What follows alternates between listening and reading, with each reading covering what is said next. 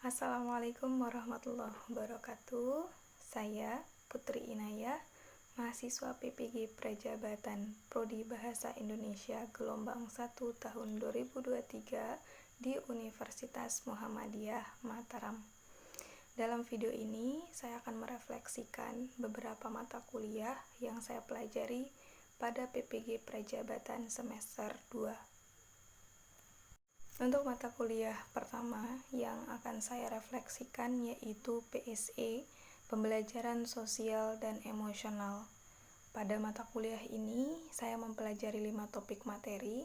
Salah satu topik materi yang menarik buat saya yaitu topik 1, berkaitan dengan kompetensi sosial emosional berdasar kerangka CASEL atau Collaborative for Academic, Social, and Emotional Learning.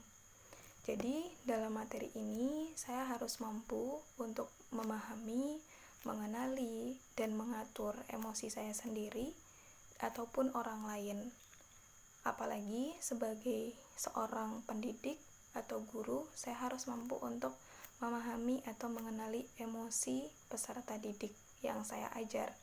Salah satu contohnya, misalnya ketika saya dihadapkan dengan suatu masalah yang membuat saya marah, dan itu bertepatan dengan jam saya mengajar, maka dalam kondisi tersebut, saya harus menyadari bahwa saya sedang marah. Dan dalam kondisi ini juga, saya harus bisa mengatur agar amarah saya ini tidak terluapkan kepada peserta didik yang saya ajar. Nah, tujuan dari pembelajaran ini adalah untuk program promotif atau peningkatan kecerdasan emosional dan juga preventif, yaitu mencegah perilaku dengan meningkatkan kompetensi sosial emosional. Jadi, CASEL dalam materi ini membagi pembelajaran sosial emosional itu dalam 5 komponen. Komponen yang pertama yaitu kesadaran diri. Jadi, kita harus sadar, kita harus mampu untuk menyadari, untuk memahami, dan mengenali emosi, pikiran, dan nilai-nilai yang mempengaruhi perilaku dalam berbagai situasi. Poin yang kedua yaitu manajemen diri. Jadi, bagaimana kemampuan kita untuk mengatur emosi kita, pemikiran kita, dan nilai-nilai yang dapat mempengaruhi perilaku dalam situasi tertentu. Dan poin yang ketiga yaitu berkaitan dengan kesadaran sosial, yaitu kemampuan untuk memahami perspektif yang berbeda termasuk empati terhadap kondisi individu dengan latar belakang yang berbeda.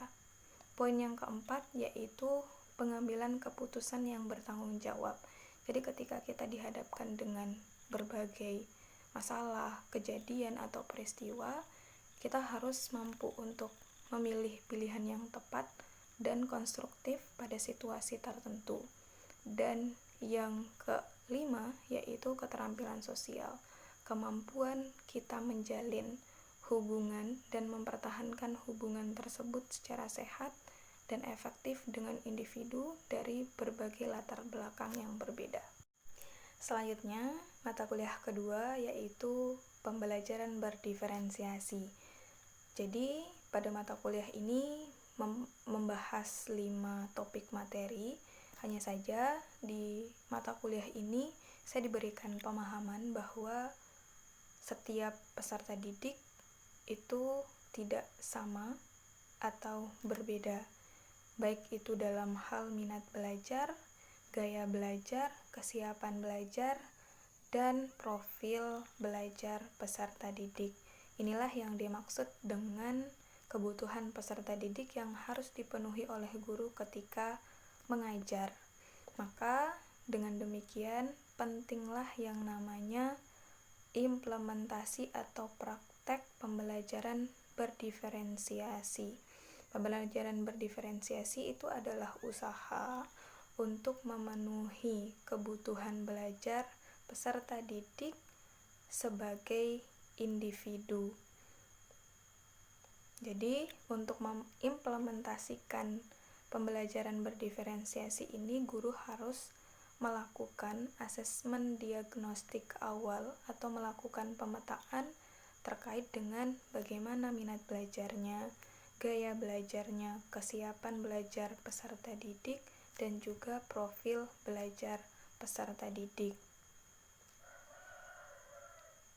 Nah, selain daripada itu juga untuk menyesuaikan dengan aspek-aspek yang ada dalam pembelajaran berdiferensiasi, dan aspek-aspek yang dimaksud adalah yang pertama aspek konten atau isi berkaitan dengan bagaimana penerapan materi ketika guru itu mengajar, apakah menggunakan teks yang digabungkan juga dengan video, dan ini harus berdasarkan kebutuhan peserta didik.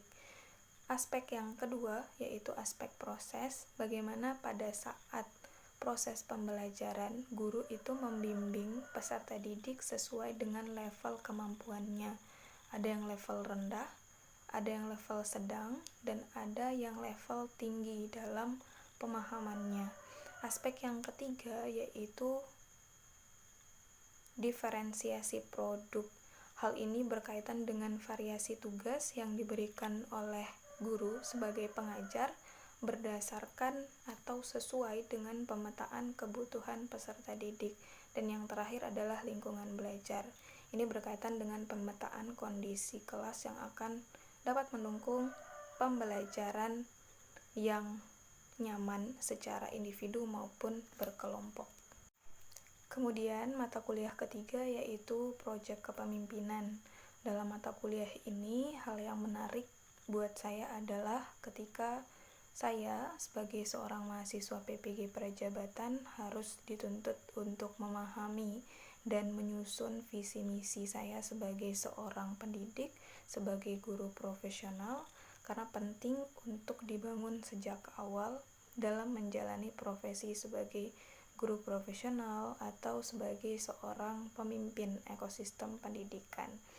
Dengan adanya visi misi ini juga dapat membantu saya untuk memusatkan perhatian saya, memusatkan skala daya dan upaya dalam meningkatkan kualitas pembelajaran untuk generasi cerdas Indonesia ke depannya. Selain itu, dengan menyusun dan memahami visi misi ini, paling tidak saya memiliki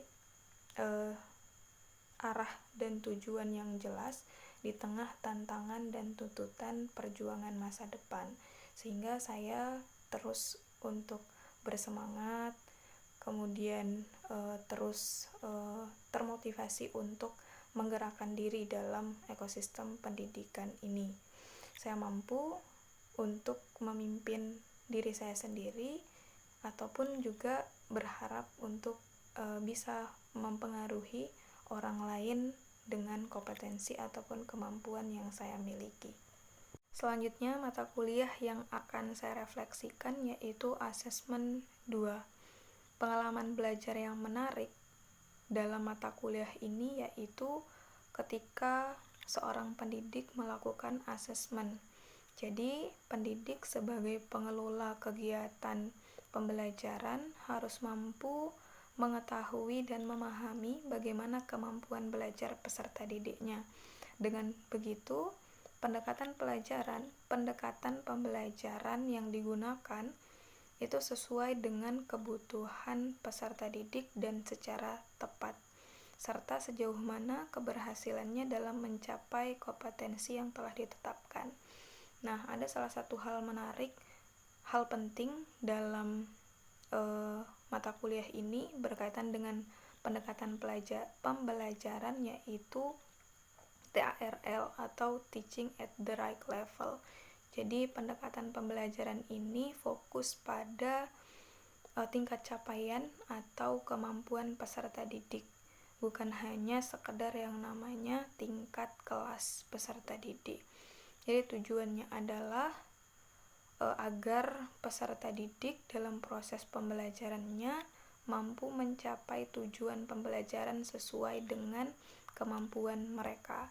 Jadi tahapan awal yang harus dilakukan oleh pendidik adalah melakukan asesmen diagnostik awal seperti memberikan pertanyaan pemantik pada saat proses pembelajaran atau memahami secara mendalam nilai rapor peserta didik satu persatu. Hal ini dilakukan agar pendidik itu memahami lebih mendalam tentang potensi, karakteristik, kebutuhan peserta didik, tahapan perkembangan, tahapan capaian pembelajaran, dan gaya belajar peserta didik. Selanjutnya, mata kuliah terakhir yang akan saya refleksikan yaitu PPL 2, Praktik Pengalaman Lapangan 2. Jadi, pada mata kuliah ini saya akan menyampaikan beberapa topik yang saya pelajari, yaitu pertama, topik orientasi berkaitan dengan pengenalan struktur dan budaya sekolah untuk membantu saya bersama tim dalam beradaptasi dengan lingkungan sekolah serta memahami dinamika sekolah secara lebih baik. Kemudian topik yang kedua berkaitan dengan observasi. Jadi pada observasi ini kami melakukan observasi terhadap lingkungan belajar dan karakteristik peserta didik. Gunanya adalah memberikan wawasan kepada kami bahwa begini loh tentang keadaan ataupun kondisi dalam kelas untuk melengkapi dan membantu kami dalam menyusun perangkat pembelajaran. Kemudian topik selanjutnya adalah berkaitan dengan topik pengajaran terbimbing. Jadi mahasiswa belajar untuk mengajar, menyampaikan materi secara jelas ketika mengajar dan merancang perangkat pembelajaran yang relevan dan menarik bagi peserta didik untuk diterapkan ketika proses pengajaran terbimbing sampai pengajaran mandiri ke depannya. Dan pada topik pengajaran terbimbing ini juga ada kolaborasi antara mahasiswa dengan guru pamong dalam proses mengajar ataupun proses perancangan perangkat pembelajaran, dan ini dalam menyusunnya harus sesuai dengan kebutuhan peserta didik. Sekian refleksi mata kuliah PPG Prajabatan semester 2 gelombang 1 tahun 2023 yang dapat saya sampaikan. Saya akhiri dengan mengucapkan wassalamualaikum warahmatullahi wabarakatuh.